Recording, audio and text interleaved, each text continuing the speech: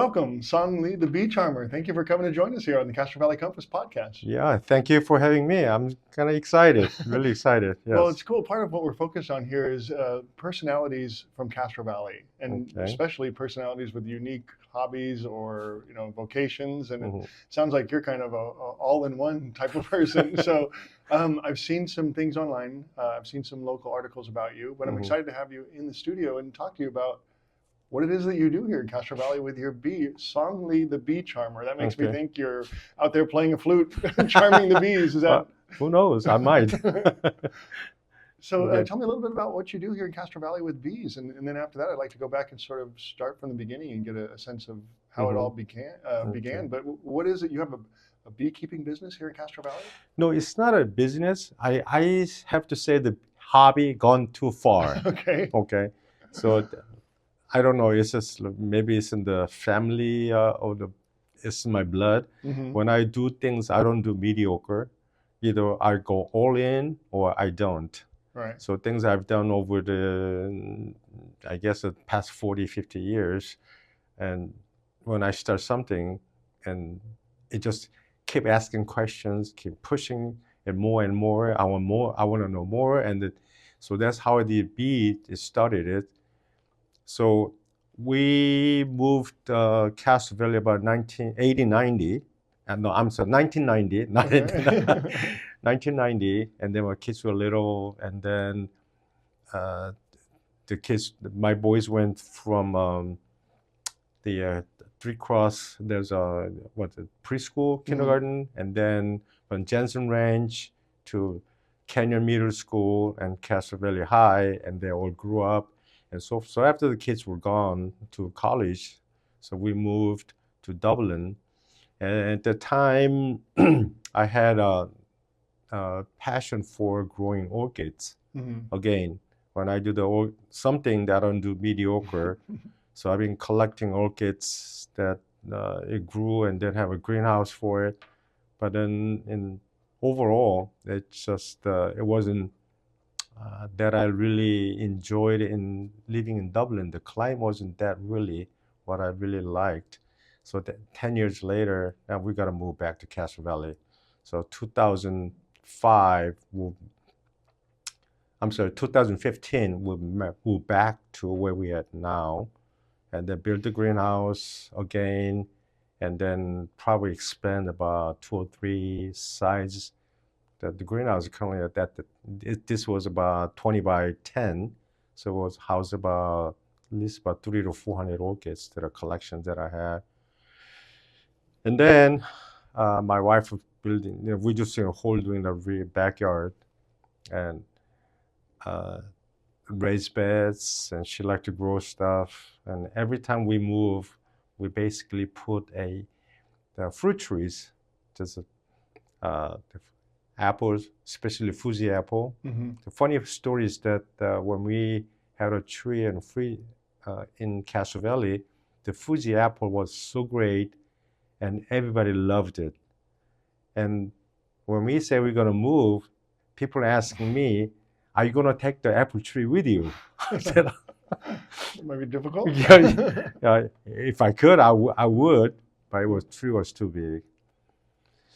So then the she was kind of noticed that especially the zucchinis, especially this is a Korean species zucchinis that she hand pollinates, and she used it in cooking a lot, and the yield was pretty low, about 20%. Even the hand pollinates about 30%.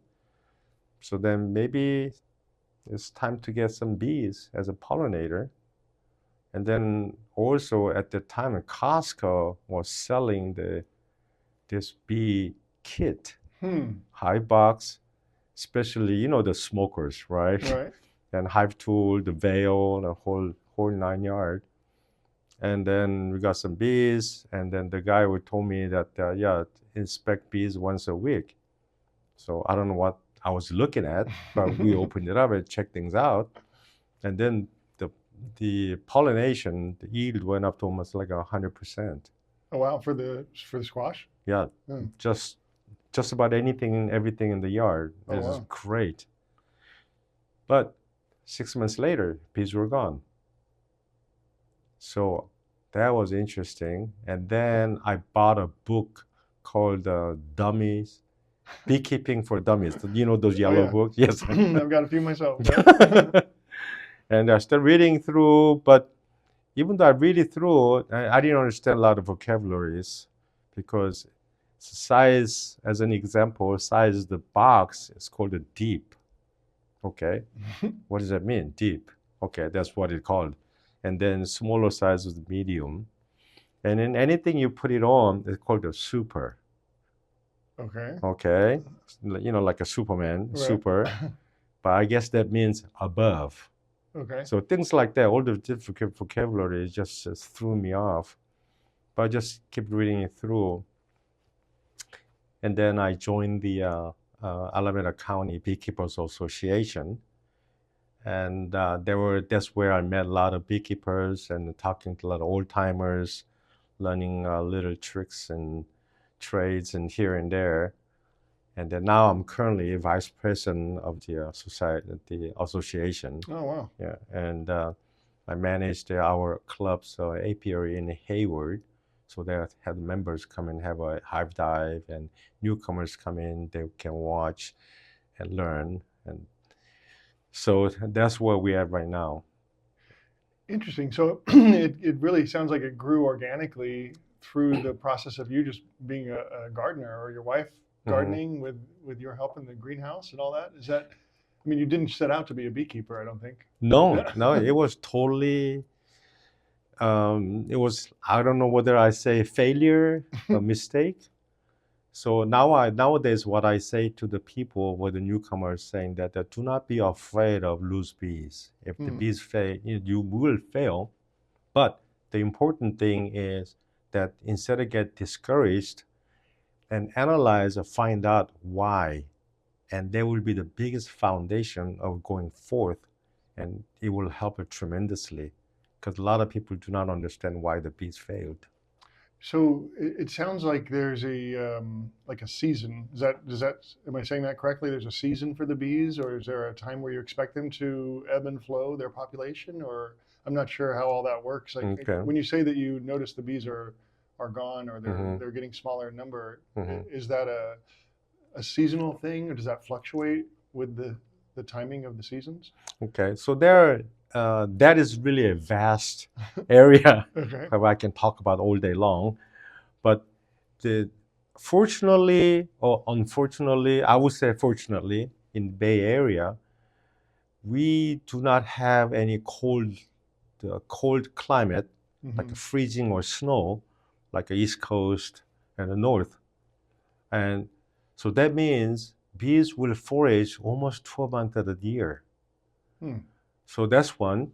So that's why you need to manage the bees.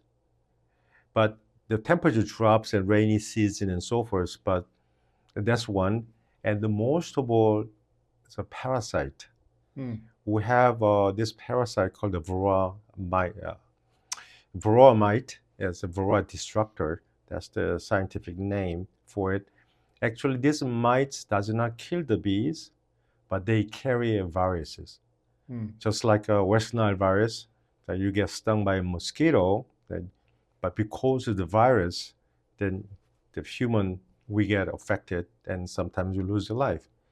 But this infestation goes too high, then the virus override the colony, and all of a sudden the colony collapse because of that. So that could happen any time of the year. So that's one parasite side of it. The management part of it is that springtime bees do swarm, which is a very, very important part of their reproductive process. They must swarm. Just like we have a children, and they grow up, finish school, get married, they move out. We hope. Okay, sometimes but that's become one family become two, three. Okay, and then they have a children, and they become a whole big family lineage of their family. So right now I have 5 grandkids.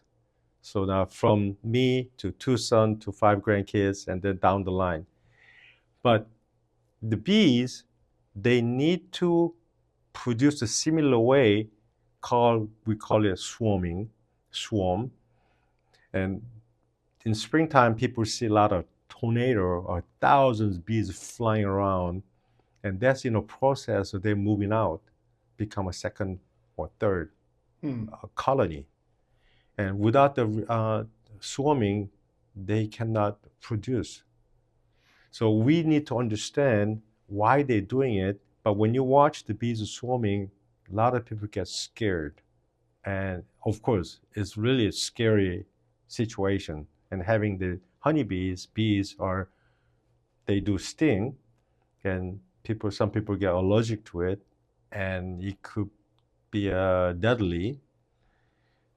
So my job is to make sure people understand that's the time that you do not have to be scared about, because when bees in a colony, they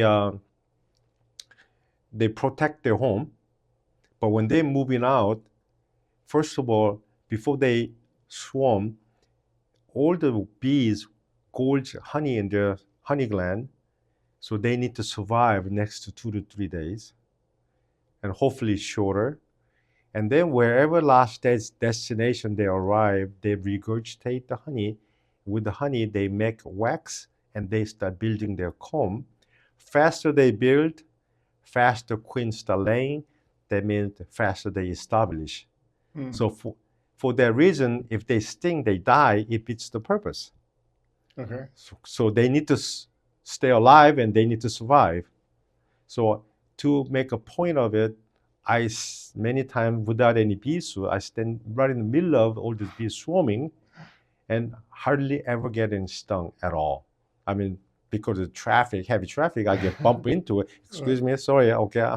But other than that, they're fine. And then also, there are many videos that I show that I can scoop the bees with the bare hand.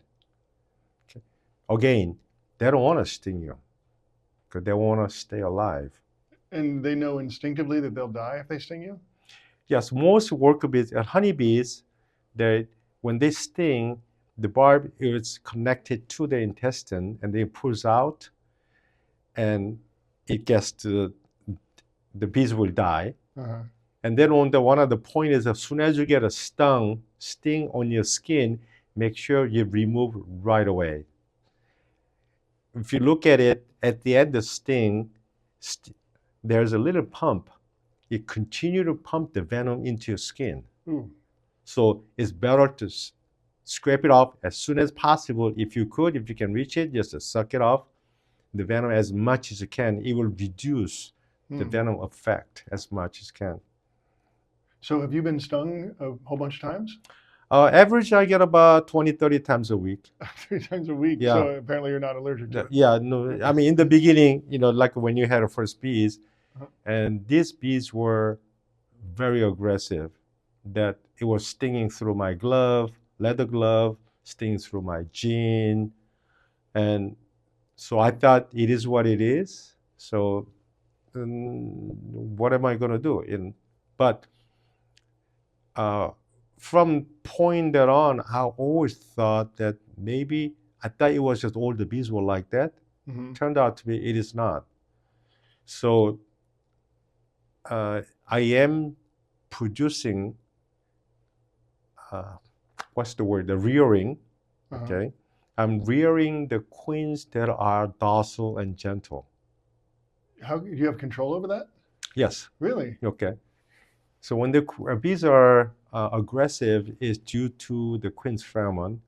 A lot of them, there are many different factors. One is the genetics. They're aggressive to begin with. Okay.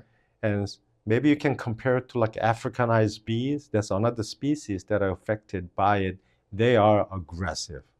I mean, no chance. But just like a human being, some people are rowdy and aggressive. Some people are nice and gentle and calm. Same with the bees. So whenever I see them, anything that is chasing me, okay, when you get out of the apiary, and some of the bees will chase you. Or just standing in there, just all of a sudden, boom, you get hit. So those are the ones I eliminate. And those are the ones that are calm, and then I rear the queen from that breed and genetics, and then Huh. spread out. So over time, past 4 years, I usually produce about 100 to 150 queens per year, and those just streaming it down, eliminating all the aggressive bees. So that way, when I teach new beekeepers, I teach them with a bare hand. So you get to learn how to handle bees, but also uh, these are calm bees. So that way you can enjoy it, not much fear of it. So I'd like to invite you to come to the apiary, and then I can suit you up, and then go through the whole inspection, see what I'm talking about, and Uh-huh. probably you will change your perspective of the bees. That'd be interesting. I'd like to try that. Sure. So I am allergic to bees. I've only Okay. been stung a couple times in my life, and every time I've been stung, I get really swollen. I stepped on a bee once when I was probably 22 or 23 years old Mm-hmm. while I was carrying a sewing machine of all things. So I had a bunch of stuff in my hands, and Right. I stepped on it, and my whole foot swelled up. Mm. So the fear factor of it all. I Mm-hmm. mean, do the bees sense that sort of thing, or do they have any idea of the people that are angry, or not angry, but afraid when they get near the bees? That's comment that I get often. Yeah. I mean, is there any way to tell? I don't know that. Yeah, I don't know. Maybe, I guess they may feel it, but usually the problem is when you see the bees, you start swatting. Okay, try to Right. get the bees off of your direction or but whenever I come to you, okay, if I come to you nice and gentle, and then you're okay, but if you start to like try to hit me or something, then automatically I become defensive. Right. So that's how I can explain. Okay. Most of the bees, when you see the bees flying around, they're working. Okay, I mean they have a purpose, that is collecting whatever they need to collect. And bees mainly collect like a lot of things, but mainly four things. One is the nectar from the flowers, and then pollen. So nectar is the sugar, carbohydrate, and then pollen is a protein. So in order cell to grow, you need carbohydrate and protein. So those two things. And then water. It's like, especially we had a really hot weather, they collect the water. Many different reasons. One of them is like a swamp, so as a swamp cooler, like bring the moisture in and then cools the colony, the hive inside the colony, the box, cool it down. And then last one is they collect the resin. And probably you've heard about propolis. That is, they convert the resin from the tree into sealing all the gap inside a hive. Also, the entire microbial, so it's their medicine as well. So those four things, they collect them. Okay, so when the bees flying around, usually they have a purpose. They got work to do, and sometimes they get tired. They land it on you, and they take a break. Okay, and then they fly away. On the other side, another one is that bees are mostly female. Really? Okay. Okay. Mother, queen, and 10, 20, 30,000 daughters. They are workers. And then there's a male bees. Male bees are seasonal. Huh. Okay. So these females, they work around the house. Mostly their lifespan is about 6 weeks, 5 to 6 weeks. They work around there after they emerge from the cell, and they work around the house for about 3 to 4 weeks. They're doing cleaning, feeding, making wax, making honey, and then they become upgraded into a guard bee. And then after that, they earn a wing to fly, so they become a forager. So not all the bees will fly, but those are the ones that coming to pass that stage and then become a forager. And their job is to collect the pollens, water, whatever they need. And a few years ago, I saw a study of Dr. Tom Seeley from Cornell University. They discovered another waggle dance. You heard about the bees will do the dance to I think so. communicate. Yeah, Yeah, okay. yeah. It's like, yeah, go over to this house and pass the tree, and 100 yards, there's a bunch of bushes, things like that. This was a water collector motion. So bees will come to next another bee and tapping on their back, tap, tap, tap, tap. That means we need some water. Huh. So that was the one that I discovered not too long ago. So they got work to do. So when your bees are around and they got work, but the one I was going to talk about is the bees.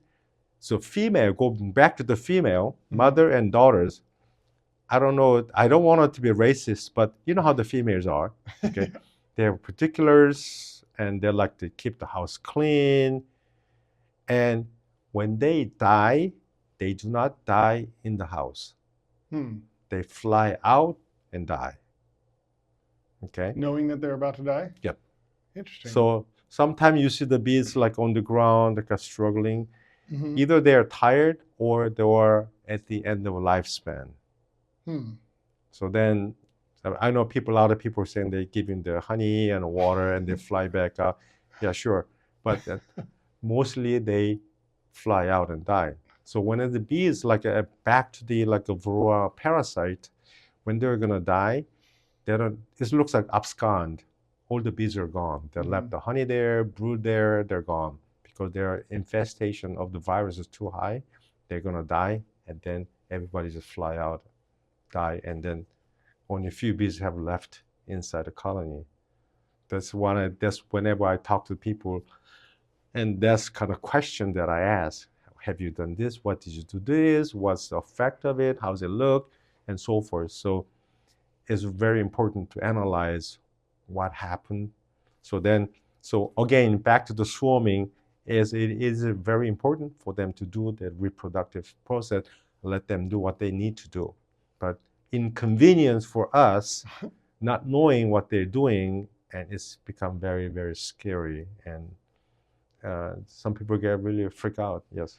So, and I definitely would mark myself as one of those people. I've got a tree in my backyard, and I know that there's there are times every year where it gets full of bees, and then that lasts for a few weeks, and then they're gone. So if they're alive for 6 weeks, and swarming is part of their reproductive process, does that mean that we should be expecting swarms every 6 weeks or so?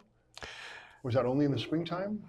Mostly springtime, like say beginning from the record shows from February and then start picking through March, and April, May is the highest, and then it slows down. By now, maybe very, very few.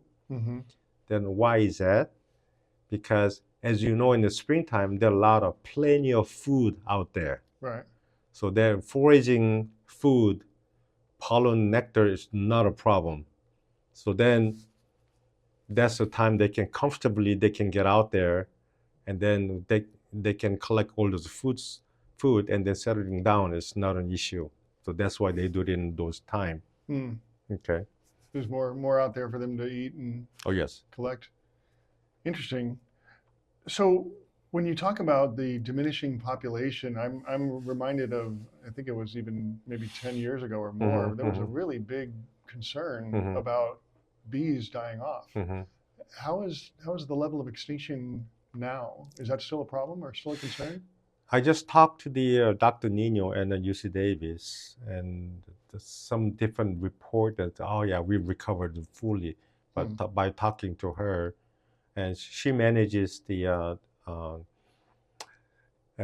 this Harriet Laidlaw, the bee laboratory, honeybee laboratory at the UC Davis, and that's where we're studying at. And she said, we're not out of wood yet. Okay. But it's getting better. And she said it much better, but it's not out of wood. Was there ever any conclusive answers as to why that happened or what's improving that's making it better? Okay. So main problem is that the parasite, I mean, there are bees like a human being, they have a lot of disease. Hmm. Okay, trust me.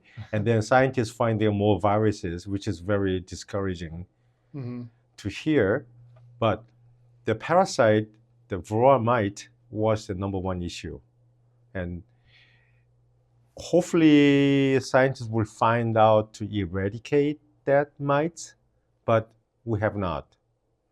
So then there are different treatments to put them under control. So by learning and educating the beekeepers to keep it under control, so that will tremendously help. And that's why a lot of people, they go into two different parts. One is non-treatment beekeepers. They don't want to do anything. Hmm. It's like let the bees do whatever they wanted to do and then collapse and so forth. And then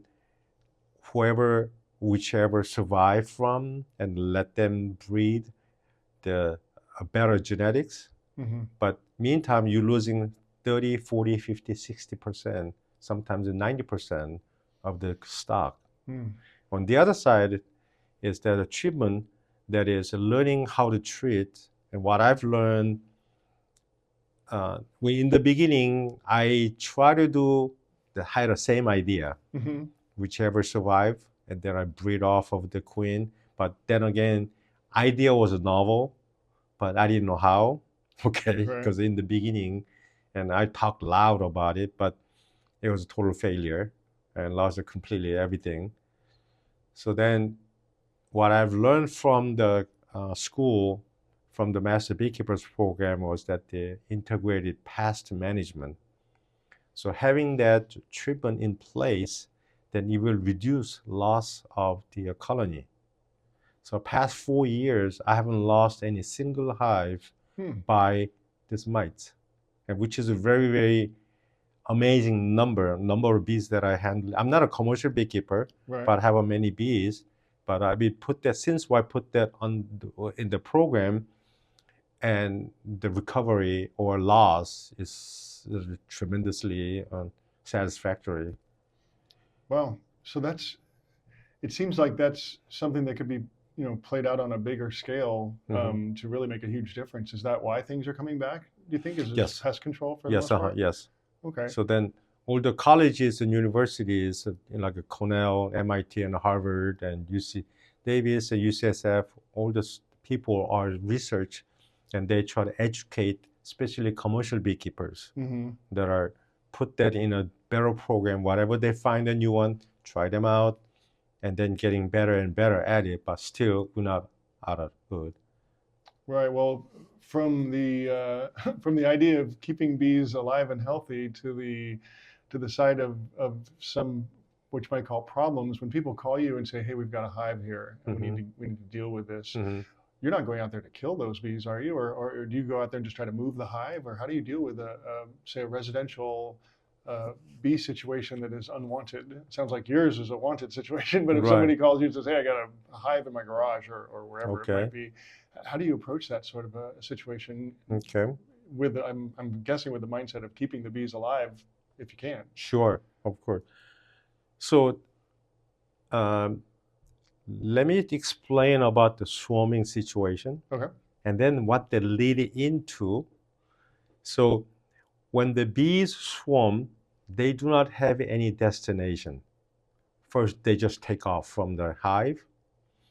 And then also, the queen bee cannot fly that far. So as a beekeeper, usually I can tell when they're going to swarm by the timeline.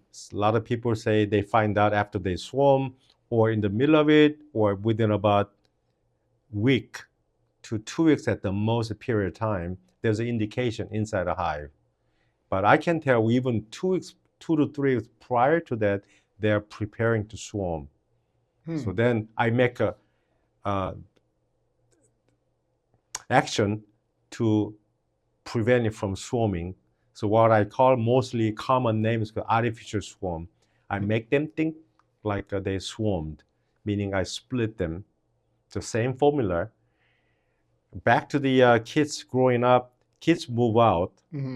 Bees, mother moves out, leave the daughter in her house. Okay. Okay. And then on top of that, all they need is one queen, but the colony makes about several. I've seen as many as 20 queen cells, meaning if I let them grow, then I can collect about 20 queens. Oh, wow. Okay. But all they need is just one. So whoever comes out first from the queen cell, and it's called a piping, she makes an announcement. Okay. Okay. And a lot of people never heard of it, but if you go to my YouTube channel or the TikTok, and you can see she brushes her wing and makes a sound, the beeping sound, Huh. to announce entire colony that I'm out. Okay, so she goes around looking for her sister queen to be, and she kills those queens. Really? Yes. All, if there's 20 of them, she'll kill all She'll 19? kill them all. Really? Okay. Wow. So queen cell is a peanut looking upside down. She emerges from the bottom. She chews up the bottom and she emerges from it. But she goes around. She kills it right in the middle of the peanut and the sideway with her stinger and kills it. So then a worker bees find out that cell is a queen, that cell is dead, then make a bigger hole and then take the pupa out and then toss it. So then by looking at the queen cell, I can tell this is a kill, this is emerged. Then what happens if the two queens came out same time? They will have a duel. Really? Fight to death. Interesting. Wow. And do they're how do they realize that they're both coming out at the same time? It's the sound is happening simultaneously, or? Well, they could, but usually they run into it, they smell it, okay, and then they go into the fight. And do the rest of the bees sit around and watch? Yep. Really? Okay, just waiting for the whoever, because really, the survivor. So the regular bees have a stinger. They can sting one time, but queen bee stings. She can sting multiple times. Okay. She's not going to die. No, it doesn't come off. It's just she stings. So if you have the 20 queen cells, she's go around and kill all of them all. I got stung by a queen bee. I think one time there was a virgin queen and she stung, and the feeling was a little different, and it didn't last as long. And then I never got stung by the older bees, older queens, because if you see, we mark these queen bees. International code, 5 different colors, okay? And then by the year they was born, then we can tell, first of all, what year the queen was born. Then also if they replace it, and we can tell one is marked, when it's not, then one is a superseding the other one. Also, we have 1,000 bees in there. It's easy to locate, easy to find. Easy to find the queen? Yes, we have a marking on her thorax. Okay. Okay. So how do you use a pen or something? Yes, So I carry pens all the time. Okay. This like actual marker. Yeah, It's just paint? This is water-based marker. Huh. Okay. And this year is green, but typically green and a blue red is really hard to see. So I start using like fluorescent, really bright color. And on top of that, the marking queen is so easy and not fun. So I start marking with alphabets. Okay. With the letter. So I named the queen, and one of the videos shows that Sandra she lives in Castro Valley, and she was helping me videotaping marking the queen, and then I marked it as S. Oh, because of Sandra? Yeah, Sandra. Okay. So probably I'm the only one in the world I've seen that marking the queen with the alphabets, with the letter. So you said the lifespan for a bee is typically 6 weeks. How long does a queen bee live? Okay. So we are going to swarming to the lifespan. It's just okay. Sorry, I don't mean to be jumping around too much. But let me quick. Sure. When I studied about 7 years ago, the book says the queen's lifespan was 5 to 7 years. Oh, wow. Okay. Long time. And then got into about 2 to 3 years, and I see the bees like 2 years, 2.5 years. nowadays, year and a half. Hmm. And I'm also a member of Beekeepers Association in Tennessee Okay. because I want to see what other people doing in different parts of the country. Sure. And they're complaining their queens are like a 7 months, 8 months. Huh. So back to the school and ask, hey, what's going on with these queen bees? And the scientists collected data and they collected drones, which is male bees. It was called a DCA, drone congregation area. All the male bees daily, they congregate in the sky and waiting for the virgin queens to fly in to get mated. Hmm. So they catch those drones and they did a sperm count. And finding out the sperm count is not there like it used to. About half, and some of our drones do not have any sperms at all. So that explains when they get mated, the laying pattern is great. And then all of a sudden they start dropping. The laying pattern is like getting smaller and more spotty. And then it gets worse. Then start laying male and female. Usually the colony dictates where the female is supposed to be. Worker bees laid, nice pattern, and then certain area with all the drones, male bees. But when you mix it, that she's missing it, and something's up. And even worse, and then it gets worse. Or some of the queen bee comes back and start laying all drones. On top of the worker bees? No, just on, yeah. So meaning she didn't get mated. She went out, but either got mated, and unfortunately it was all got blank she received. Okay. Wow.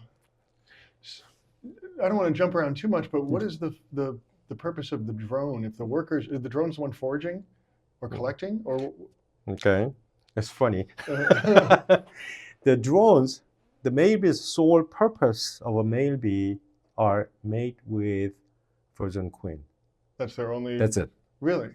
So while the worker bees are building the hive or the comb, I mean the drones are just waiting. And then they eat a lot. Okay.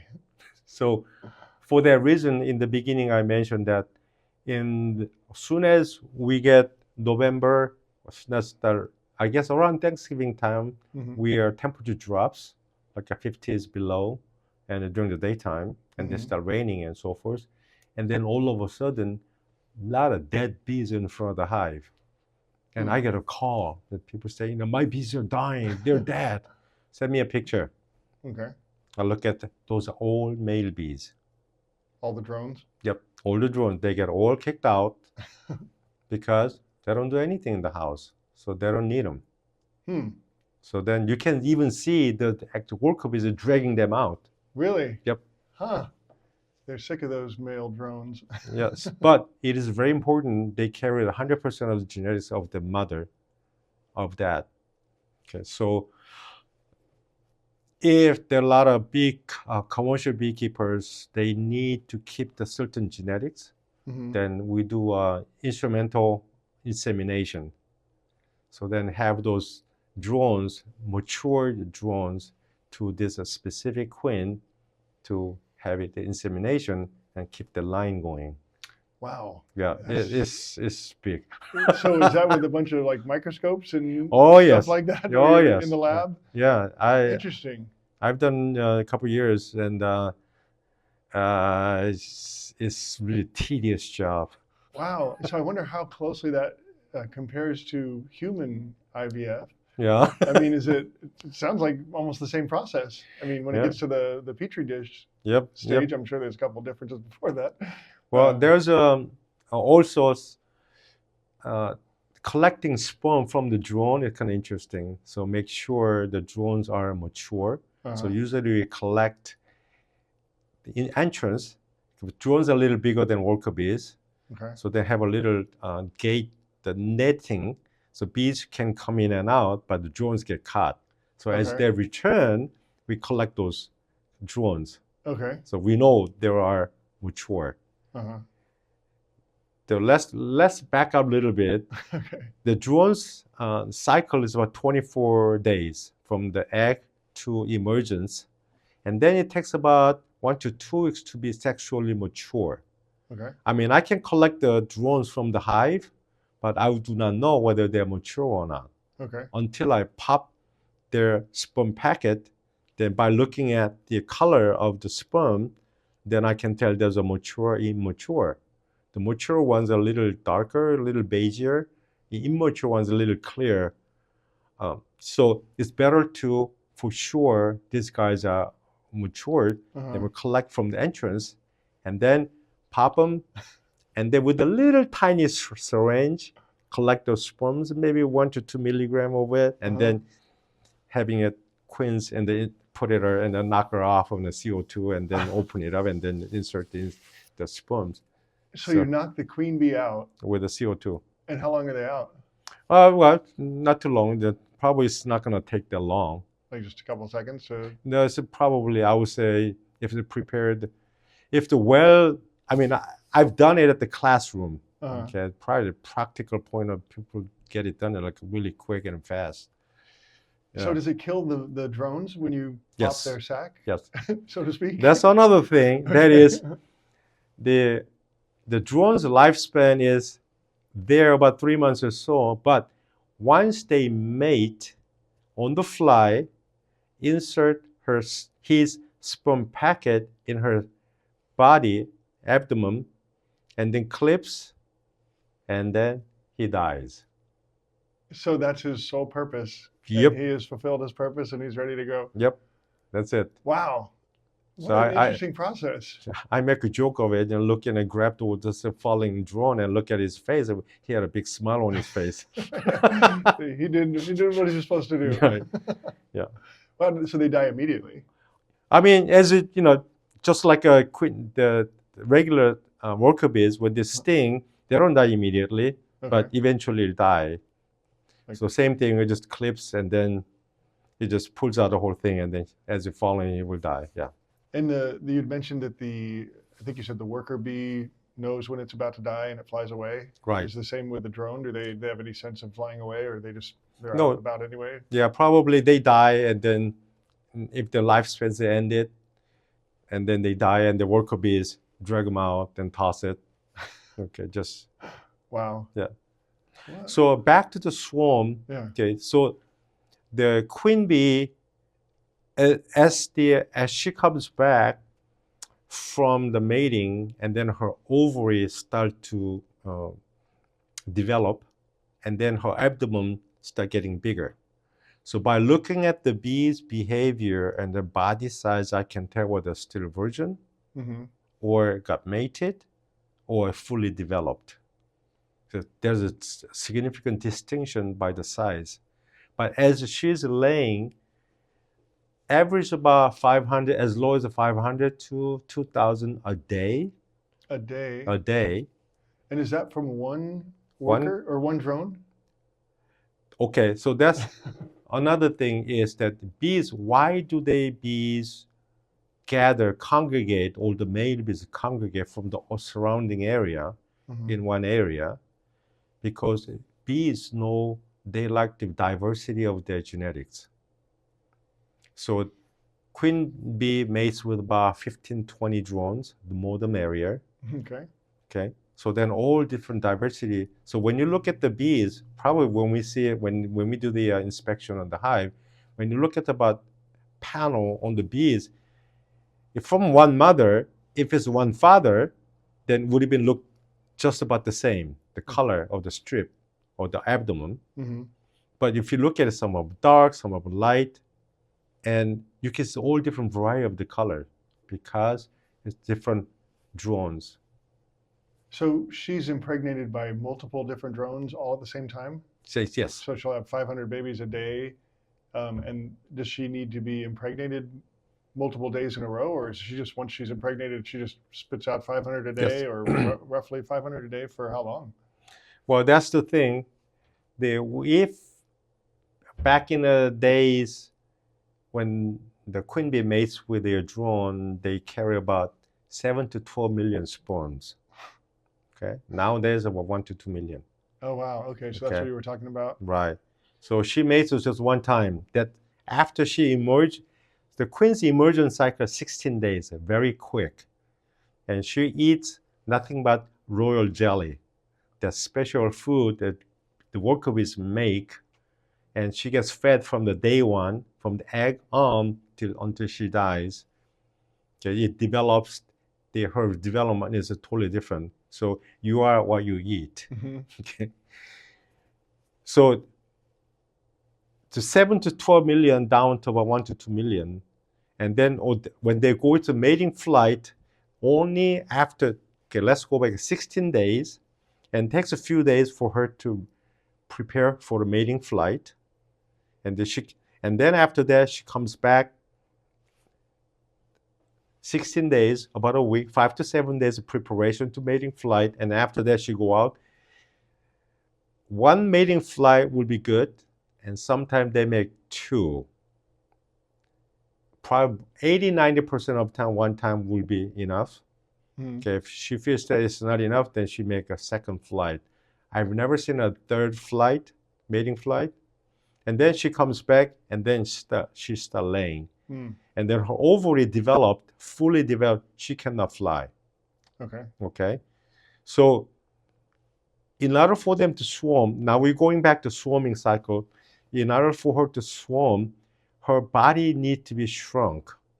She needs to put on a diet. Okay. No more royal jelly?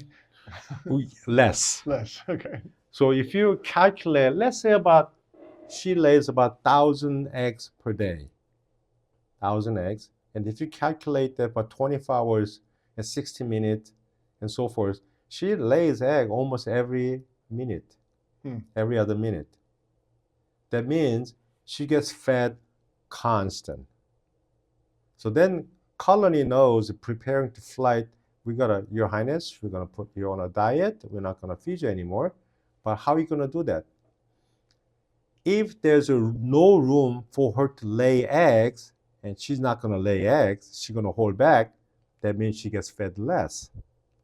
So I mentioned that I would know whether they're gonna thinking about Right. swarming about 2 to 3 weeks prior to that. It's called the backfilling. And I don't know how many people would know that. And I can see all of a sudden, brood section where the queen's supposed to lay egg, they're filling up with the nectar. Then as soon as I start seeing that, you guys are thinking about swarming. Okay. There are many elements to trigger swarming, but once they determine to swarm, and then that's what they do, and then next thing you know, her abdomen starts shrinking because she gets fed less, and then I start seeing it's called a swarm cup. There's a peanut I was talking about, swarms, the queen cell. Mm-hmm. Depending on where they place the queen cell will determine whether there is a supersedure cell or swarm cell. Indication that we are going to swarm. Okay. So soon as at the bottom, 1/3 of the frame, there is a queen cup, what we call swarm cup there. And once she puts her egg in their cup, they will go between 8 to 10 days. They will swarm. Huh. You see all the time frame? I think so, yeah. Yeah. So that's why it's called the beekeeping, Okay. not bee having. Okay. Okay. Through the inspection, you can tell every single thing they're thinking about, what they need, what they don't need, that they're sick. You can tell. Wow. Okay. So with that, so she got already all the time frames. She got put on a diet. She can fly, but unfortunately, she can fly too far. Mm-hmm. Maybe half a block at the most. Oh, okay. Okay. So then she fly out, and then on the branch she landed there, taking a break, and the rest of the colony will cluster around her. Okay, that's first stage. Right. That's what the people seeing swarming, and then on the tree they cluster. Right. Okay. They're following the queen. Right. So everybody protecting her around her. Now, from that point on, scout bees start looking for a permanent home to move. Okay. So then they're going and looking for a place to go. All they need, 1/4 inch hole. Regular home on the structure on the wall, they're about 16, 18 inch apart with a 2x4, or there's a gap between the drywall, Mm-hmm. and they love that. Yep. Okay. Or I see many times it's a garbage can. Right. Okay. Or ice chest. I've seen in a couch, you Oh, name wow. it, under the eave or umbrella, you name it. Huh. Sometimes, well, from that point on, and then the scout is still looking for those places. Once they find it, come back and report and tell, hey, hi guys, I found this place. Then 5 or 10 bees go check it out. They like it. They come back. 20, 30 bees go check it out. They like it. And then they take a vote. Really? Huh. Unanimous. Okay. And then all of a sudden, these cluster bees start taking off to the destination. Sometimes they may not find it. They may have moved once or twice. It's kind of rare. Uh-huh. Or in the worst, they couldn't find any place to go. So then wherever they're at, they start building comb right there. Even Oh. that's on the branch where she was taking a Yes, rest? unfortunately. Huh. Okay. Okay. There was a nearby a bus station about a few years ago. I got a call, and there are trees in the backyard. Yep, it big cluster, and the combs, and they've been there almost about 9, 10 months. Oh, wow. Yeah. Okay. To collect those. So then once they move in, so it is very, very important when they cluster on their own to find the beekeeper to collect those bees. Hmm. They're easy to collect, okay? And again, they're docile. And a few years ago, I got a call at the Home Depot. All of us, the phones were going crazy. A messaging coming in, or the people tagging it. Hey, or Home Depot, in the front of the garden center, there's a little tree. Uh-huh. Bees landed on that. Okay. So I went there and took the boxes, and again, without any suits, and then also try to prove to the people that these are docile. So I asked the worker, anybody wants to scoop the bees with a bare hand? Nobody volunteered. Surprise. And one person came up, and then I gave him instruction what to do, and he came up, and then he backed off. Oh. Okay, but I gently tipped over the tree and then shook it into the box, and then everybody followed in, and that night I went back and then collected the box to the. So we have a very short window of opportunity to collect those bees. Mm-hmm. So whenever you see that, okay, and then we have a lot of beekeepers, or if you can't find anybody, or you can just call me or tag me. It's better to call me on the phone, it would be the best. Yeah. Okay. And then, or we have a Alameda County Beekeepers Association. We have a specifically hotline. You can just call a swarm list and ACBA, and then the volunteers will collect the information and then send it out the email. There are about 100, 150 volunteers to collect these swarms. And this one is a first come, first serve. Okay. Because of there are only a short window of opportunity. So whoever can collect these bees, they have to move within a half an hour. You cannot say, oh yeah, I can go after work or Right. tomorrow morning. No, then bees will be gone. Even then, one time I got a call in Pleasanton, and soon as I heard, I left. Because I carry all the stuff in my car. So in a minute, I notice, I go. Right. I got there, but 20 minutes? I got there, bees were already gone. Oh, geez. When the call came in through, I got the message to take off, I would say about half an hour. Why they took off? Because the colony, I hear the owner's description of the size of the colony. It was the biggest I've ever heard. The lengthwise about 3 to 4 feet. Wow. So again, more scout bees, faster they find home to go. Okay. Okay, half an hour, So I tell people the bigger they are, faster they go, half an hour. And that proven to be every single time. Wow. So they're working hard while you're on your way out there to try to Yeah, clear so them. they're gone. Well, But maybe we can give out the phone number right now, okay, just in case people are having an issue and they'd like to reach out and get in touch with you. sure. Let's go ahead and that number to reach out to Song Lee, the bee charmer, is 510-414-3216. Okay. 510-414-3216. It's like a 3 + 2 + 1 = 6. There you go. Yeah, That okay. works. If you forget, Yeah, 3 + 2 + 1 = 6. Yeah. That's the last 4 digits. yeah, 414. Yeah, 4, So anyway, so once they move out and then they found the place, they move into the structure, Mhm. then it becomes the extraction. Hmm. It goes a different category. Okay. That is, most cases, what I do is early in the morning or late at night, I go check and do the infrared imaging. Hmm. Okay, the thermal imaging. The bees will keep it really warm. The brood section, when the bees are brooded, they're growing, they keep it at 92.5, 92 to 93 degrees Fahrenheit.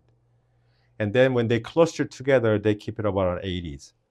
So it's early in the morning when everything is cold with the infrared, you can tell exactly where they at, how big it is. And then they will tell me where to cut. So I have to cut the wall, whatever. Hopefully it's not too much. Mm-hmm. And cut the wall and extract those bees and move into the box and then save everything. And sometimes I can't find the queen, but I get the majority and then everybody will follow.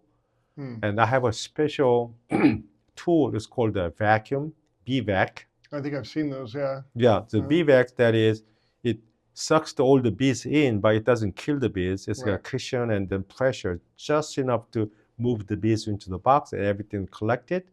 And then if there are any combs built, and cut the combs into the box, rubber band it into frame, and then go into the apiary and put the combs, if there is, in it, and then put all those bees into the box. They smell there, and then everybody gets in. It's all about majority, and then they stay. So, have you ever had anybody call you with a problem with bees and say, "Hey, I think I'd like to keep these bees"? yes, Like, really? yes. Where you set them up with a box and So, again, it's beekeeping. Okay, having the bees is one thing. If you don't know how to take care of it, that's another. So then at the time I give a quick lesson. What does it take to keep the bees? Okay, so if you don't, and then more than likely you're going to lose the bees. Right. Okay, so then if they insisted on and they like to learn, sure. Or sometimes I run into people, they like to keep it, okay? And then if it's not that far, at close proximity, then they will keep the bees, they will host the bee. Okay. Then I will maintain it and I come and check it out. Huh. And the Facebook page, one of them right now, I'm running about 4th or 5th video.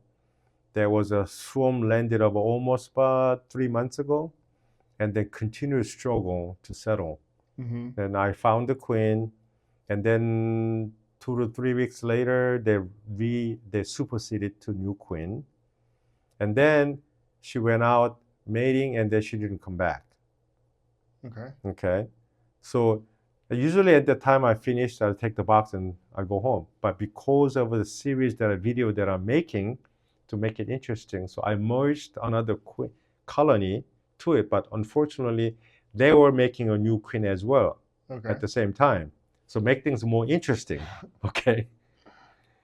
So then 8th, which was yesterday, I checked it. And they had a one queen cell. They remade another one queen cell. It looks like it emerged, but it doesn't look normal to me. Usually have an opening at the bottom, but this already halfway to the dismantled about halfway. So maybe it wasn't viable queen. Okay. So assuming given maybe she's out mating. So I couldn't find the queen at all. Okay. So then I wait for another at the end of the week. I check it again. If there's no sign of the queen, then colony is finished. So whole about 3 to almost 4 months of work. Oh, wow. Yeah. So Finicky process, it sounds yeah. like. I'd love to talk about the honey. So where does the honey come into all this? It sounds like that's sort of a byproduct. I mean, Yeah. the bees are really just trying to stay alive and keep the Right. colonies going.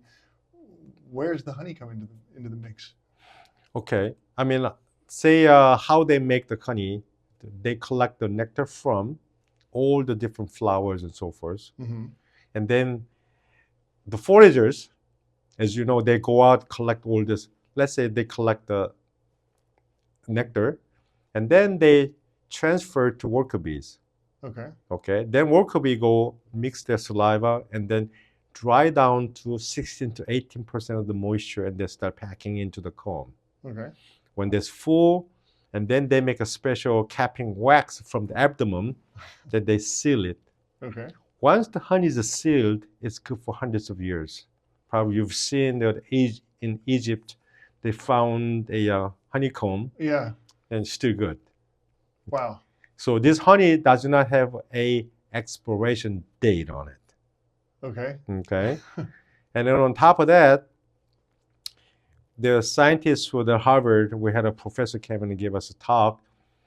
And in Boston, they analyzed, they had all the DNA of all the flowers. Okay. Okay. They analyzed it. There were about 450 flowers in one honey, Really? different variety. So it's the nectar from the flowers mixed with their saliva, mixed with wax from their abdomen, or the wax is what's sealing the combs to keep to the honey seal in. it. Seal. Okay. Gotcha. So the honey is really a mix of the nectar and their saliva. Yes. And so when we eat honey, we're eating bee saliva. Bee saliva probably, I don't think it's that much. Okay. You know, just there as they're mixing it, it gets in there as a part of the element to make things. That's where I think, I don't want to say preservatives, but what this is special elements makes this honey doesn't go bad. So there is no, you can keep honey like room temperature forever and it's not going to go bad. What about when it turns all white and gets like kind of crusty like that? What's going on there? Right. Okay. So it kind of in the beginning, I started selling these honeys, and then someone came back and said, "This, I want my money back or replaced, refunded, because it's honey gone bad." Okay. And looked at it, they started crystallizing. Okay. Okay. Now,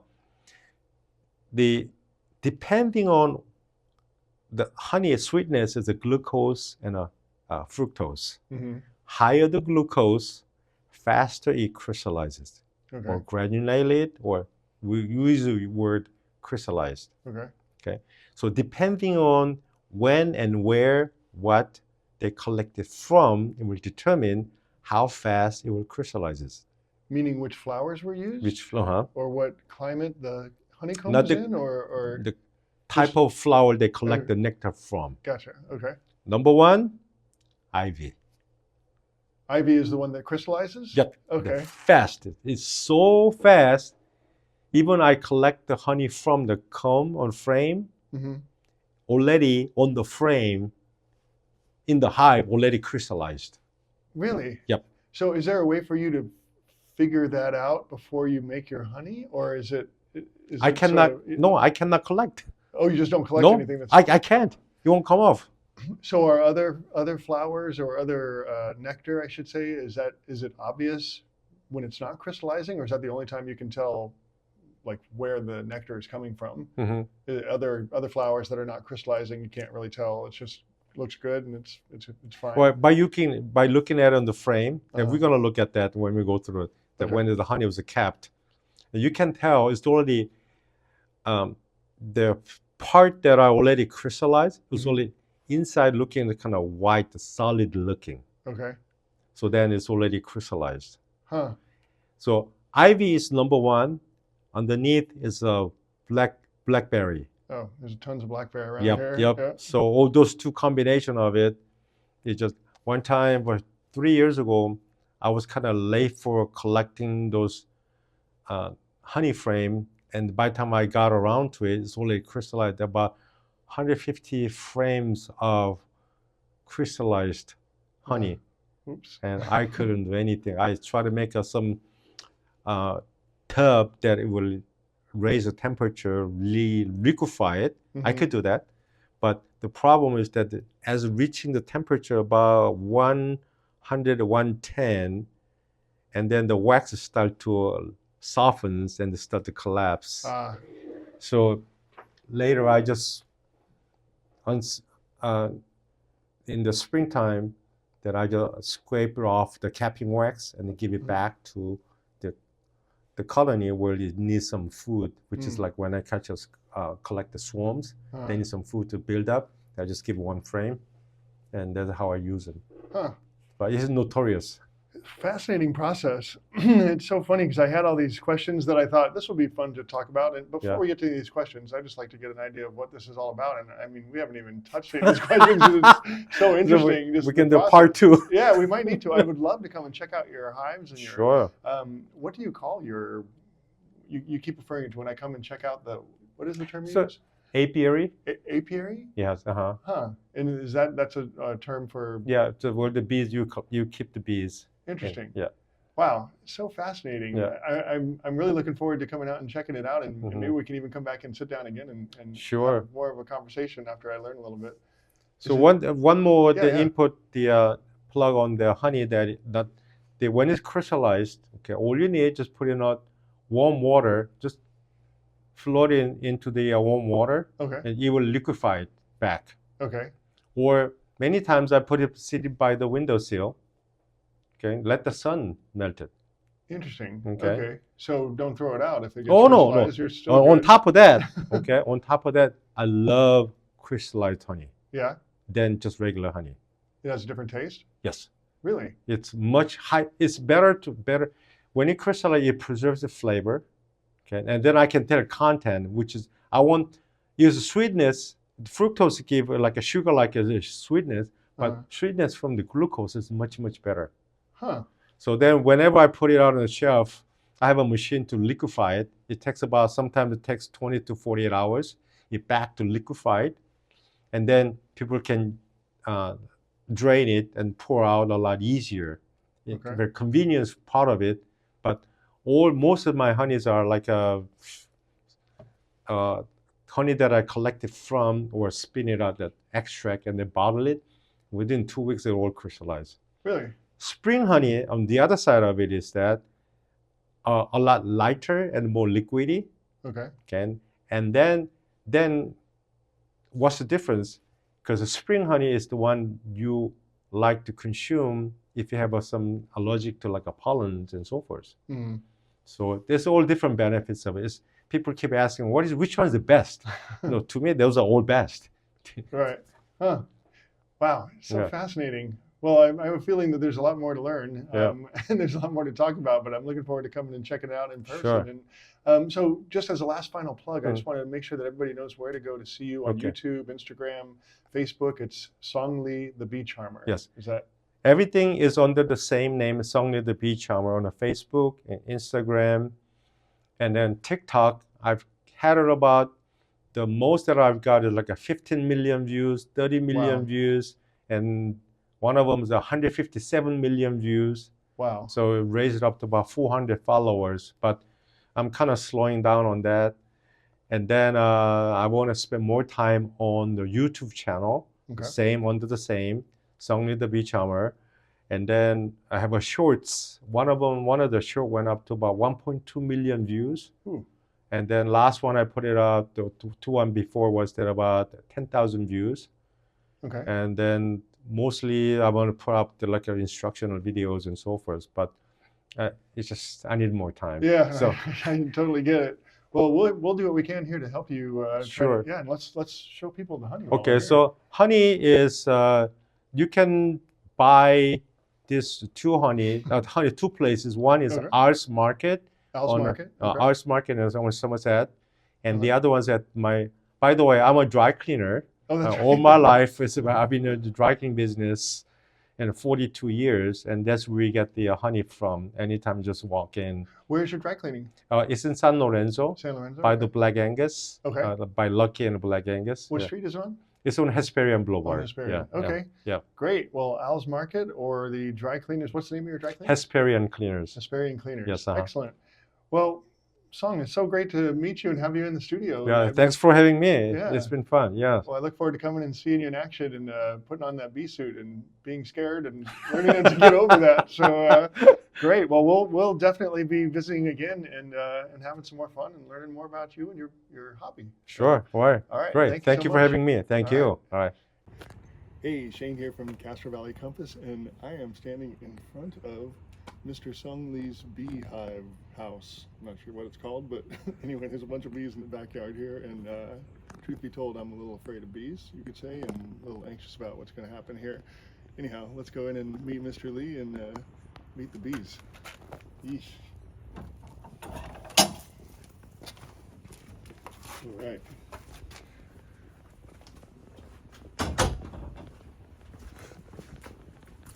Oh boy. Over 700 here in the backyard. Hey, Mr. Lee. Yes, hi. Howdy. Oh, here he comes with some orchids now.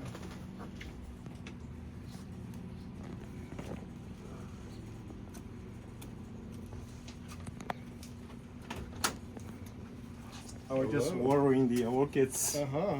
Beautiful.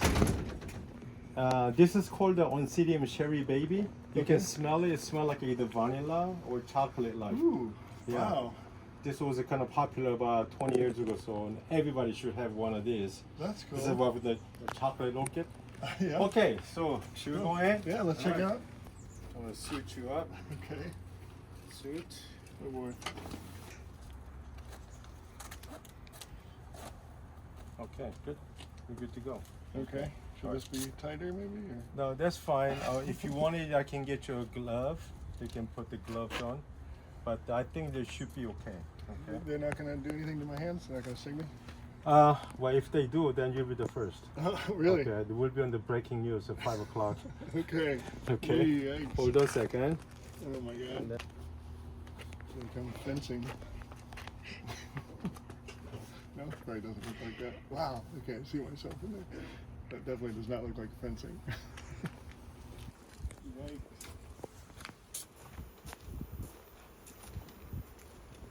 So, we use a smoker. See, there's a main purpose of the smoker as a distraction. Okay. Saying a lot of people saying that it calm them down and so forth, but we're just telling them there might be a fire, an upwind coming in this way. So then bees will go into different mode. Instead of defensive mode, into preparation to protect the queen. Main purpose having the smoker. Okay. Okay, what kind of fuel use, and everybody use a different way, whatever works for you. Okay.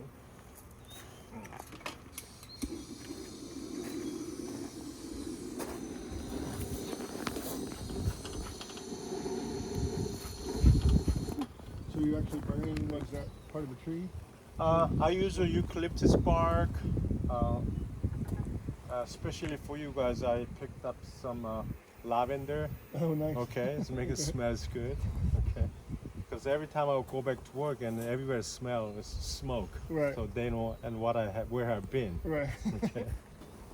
And then usually I tell them, I don't need much smoke. Just let them know I'm here. Uh-huh. Okay. You don't worry about them stinging you at all? Well, I do. You do? I do too. So this guy, usually they store honey from center and to the outward on the upper chamber. Uh-huh. In the bottom chamber, they like to store honey outside. Okay. And then center part is the warmest area. It's called the brood section. So all the brood, they will build the brood in this area. Okay. So this, since this was replaced not too long ago, and then they are kind of empty. It smells so strong like Really? honey. Oh my god. That smells so good. Okay, so now you can start seeing kind of shiny, okay, nectar.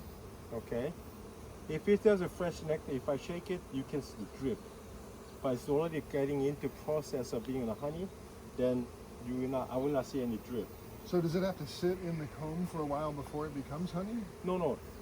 As they're storing it, okay, they making it. So it's So honey that- right away? Right. Okay. Not right away, but in a way. Okay. Then they keep building it up Okay. to the top. And this is the mixture of their saliva and the nectar? Right. Okay. Yeah. Okay. And the other enzymes. Okay, let me. Wow, that smell is so good. So strong. Okay, so now here, Wow. this is the progression. Yeah. Outer one was hardly anything on it. Second one had more nectar in it. Uh-huh. And then now here, as they're filling it up, see right there? Yeah. Okay, it's almost get capped right there. So as they building up honey into the comb, and then they start capping it. Okay, now.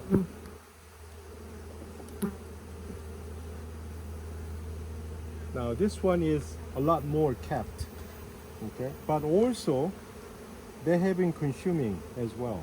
See the holes right there? Uh-huh. Okay, and then we see more cups, and then I look at inside, and those are empty. Okay. Okay, now we saw 4 queen cups. There's another one right there too, it looks like. Okay, 5. Okay, 6. now- so that means there are more there. Okay. Now, this one right there, right here, this is kind of bumpy one. Mm-hmm. Okay, excuse me. Excuse me. Okay, right there, those are the male bees. The bumps are? Yes, Or these the- bumps are. There's There a- are male bees growing inside there. Oh, okay. That's like a little hive. Or, I mean, There's a brood cell. okay. Okay, so because of the male bees are bigger, so their cells are bigger. And it's a little more downstairs too? Or is that? No, this colony, this particular Oh, this colony. colony. Yeah. Okay. Okay, I just got stung right there. Oh, Okay, right there. Why? Because I grabbed it. oh, Sorry. Yeah. See right here. And when I grabbing the frame, then I just pinched. was that bee dead already? No, Oh, it was because not? I just grabbed it wrong, Ah. and then the abdomen was up, and then got stung on my fingertip. Okay. And that's not going to be a problem? Oh yeah. You gonna- 911. Should I call the What's your hospital? emergency? Yeah. Oh, I can't breathe. I'll be right back. I'll get Yes. the car. Okay, so now you can see her. It's already capped. Wow. Okay. So that one's almost full? Yeah, halfway. One side is full. Ah, there's a queen right there. Oh, where? Right there? Mm-hmm. Wow. It's the big one right there. Yep. Wow, she definitely looks different. Yep. So do they, what is she doing right now? She's looking for again. She's laying eggs? Yeah, she's looking for any cell is ready to lay eggs. Okay. Okay, she's checking. Again, she doesn't decide. All the worker bees prepare for the cell to for her to lay eggs. Wow. Okay, now what I'm going to do is, since she doesn't have the marking on it, Uh-huh. okay, I'm going to mark her. Okay. Okay, I got her. Your Highness.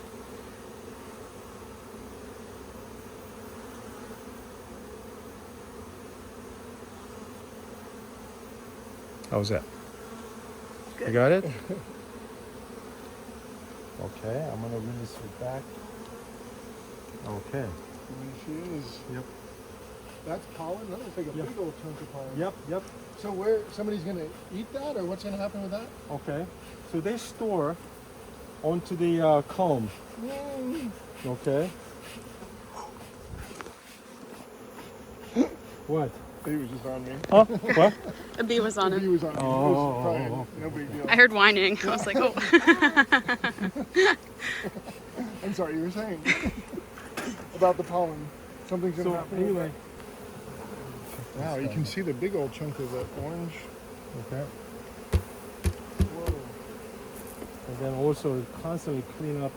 These are the old propolis. See how much they stored? Uh-huh. They sealed it up. So then if I don't clean it up, and then it's gonna be too thick, and then getting thicker and thicker. But between the frames, it has to be cleaned out, so that way they like to, it's called the bee space. They like to maintain some specific distance, which is about 3/8. And then it kind of See that all they attached to the Yeah. side? Uh-huh.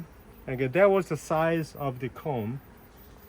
So you cut it out to be Yeah. that size? No, it was that size. Oh, okay. Yeah. That's convenient.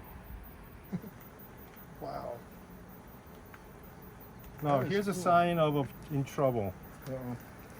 What did I tell you about the bumpy cell? Those are the drones? Drones. Okay. Who laid it? There was no queen. Ooh. I don't know. Yep. Did a robber queen come in and leave her deposits? Okay. No. Remember, all these are female. Aha. There she is. So that's a queen? Yep. That's the one I gave it to them 2 days ago. Okay. She's still there. So this colony got robbed out. And it wasn't a small colony. Okay, I blocked it off, but they're still going in. See that? Why? Because there's some honey left. Ah. They're trying to rob? Yeah, try to steal Is anything. this an empty hive? Yep. So all colony died Oh, by really? the robbers. Huh.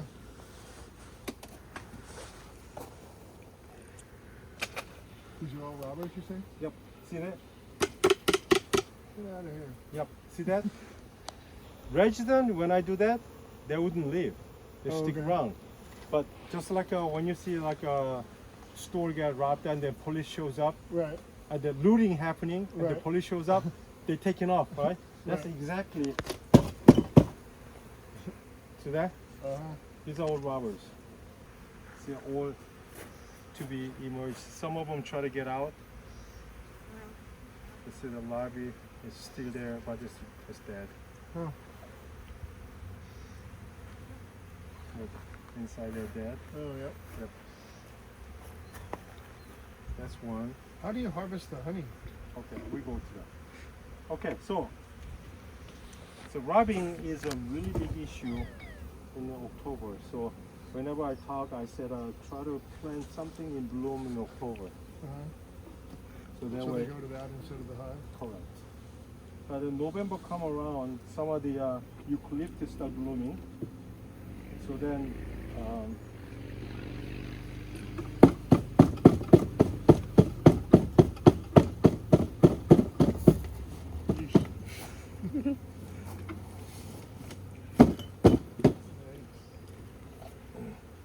They don't get mad when you do that? They just leave. when the looters, when the police show up, they get mad at They the don't police. fight the police? No. So it's like, we need to get out of here. Honey! Oh, I'm sorry. Yeah, this is a honey room. This is where I get, after dinner, I sit here and extract honey. First, get the frames uncap. Okay. This is all just time consuming process. Mm-hmm. And then once you get uncapped, it has to be both sides, front and back. And then going into the extractor, this holds about 9 frames, and spin it and collect it. And then I filter somewhat. This is a 400 micron, but still the pollens go through, but all the other parts of the wax and so forth still filtered from, and then became looking like a nice and clean and presentable. Huh. Okay. That's where it goes in, and then start bottling those. Oh my God. Yeah. This is only about 3 or 4 months. Wow. That's a lot of honey. These are the propolis. So is that what you make the candles out of? No. What? That's what the candle we make the candle of. Oh, okay. This is for the medicinal.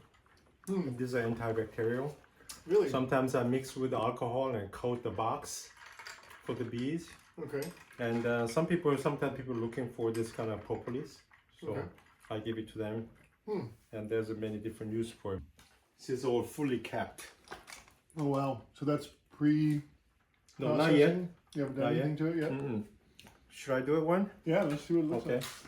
So first I remove all the propolis. So then here, as I spin it as it is, honey would not come out. So the spinning process is what extracts the honey. Correct, That's the centrifugal force. Correct. So then I just, So this is what you make the candles out of. yes, Wow! And do the candles all smell like honey? right, yes. That's awesome. It carries that